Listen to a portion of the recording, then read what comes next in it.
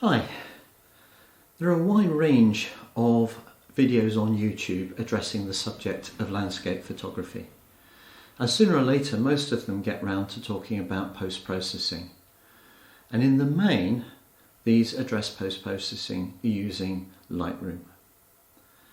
There are a few exceptions, but the majority of content is focused on Lightroom processing. If you look back, there are some fairly obvious reasons for this. Before Adobe introduced a subscription model, the price of the full-blown license for Photoshop was around £600, so a lot of people simply couldn't justify the expense.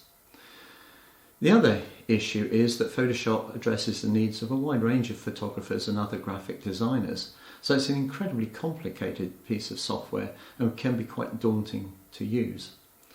But since Adobe switched to a subscription model, most photographers who sign up to that will have access to both Lightroom and to Photoshop. And so the reasons for not using Photoshop really narrow down to the issue of complexity and learning curve. Now, why should you actually go down that route? Well, I would suggest that this is because Photoshop offers you far more flexibility in terms of adjusting your images. And at the risk of incurring some wrath, I would make an analogy. If you compare JPEGs to RAW files, then that is like comparing Lightroom to Photoshop. i.e., if you get things absolutely right in camera, then either will do. But if you have a difficult image with high dynamic range and possibly you miss the exposure slightly, then Photoshop offers you a great deal more flexibility in how you can handle that image to get the very most out of it. So what I'm intending to do in this video series is to provide a series of short introductions to things that you can do in Photoshop that might be somewhat more difficult to do in Lightroom.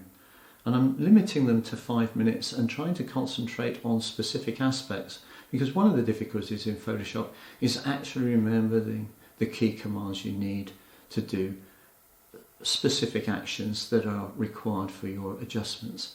And if you build too many of those into a long video, it can be very difficult to keep track of all of them. So I'm going to keep this short, and my intention is to put together some PDF files containing the keystrokes that are used in the videos.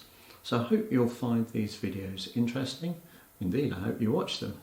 And thank you for watching this. Goodbye.